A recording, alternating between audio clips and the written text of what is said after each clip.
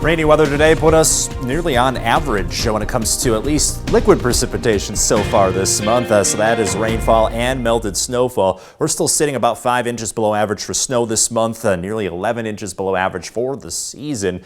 So this little change in the weather that we have coming in the next couple days might start to eat into this deficit a little bit. We're not going to stick with spring weather for too much longer. As we look towards later this week, we go from near 50-degree weather like we have right now down to the upper 30s and possibly seeing some snow showers between Wednesday and Thursday. So we slowly transition back to winter as the week goes along. Starting that transition tonight with this weather system departing, we do have a little more shower activity sliding in. This will be in and out of the area a little after midnight and will be dry going into tomorrow. Behind it, you can see how the cold front already went through, so some colder airs drifting in. That'll cause temperatures to be a touch cooler than where they were today. Again, right now, we're at one of our warmest points of the day in the upper 40s, so we just barely crack 40 for tomorrow. Tonight, down to the upper 30s as those showers exit, then breezy west winds blow in that cooler air. So we'll have a high of 41, but I think a lot of that's going to occur very early in the morning, and then we just slowly drop into the upper 30s, then the mid 30s by the afternoon,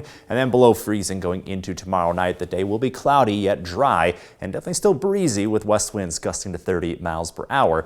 And then Wednesday into Thursday, we're keeping an eye on the next weather system. Current track keeps a lot of the snowfall into Wisconsin, but we may see some snow accumulation here as we watch that weather system come in. Basically, the current track has that coming right overhead. That should keep the cooler end of the storm and most of the snow just off to our north. It may clip some spots of far northwest Illinois, but I think a lot of that snow is going to take place just over the state line away from us. But if this storm track wobbles any, it could bring in some of that snow shower activity a little closer towards us, or as a result, we see a lot more in the way of snow versus rain. So that is one thing that we're still keeping an eye on. You can see out in future track as we go into Wednesday evening, it's mostly rain for us. And as you can see, we're not that far away from accumulating snow. So we'll continue to ride that knife's edge going into Wednesday night. Same for Thursday. Again, a lot of this may come down as rain, but if that slips just a little to the south, we could end up with some snow shower activity like we may see going into Thursday night with some flurries there. So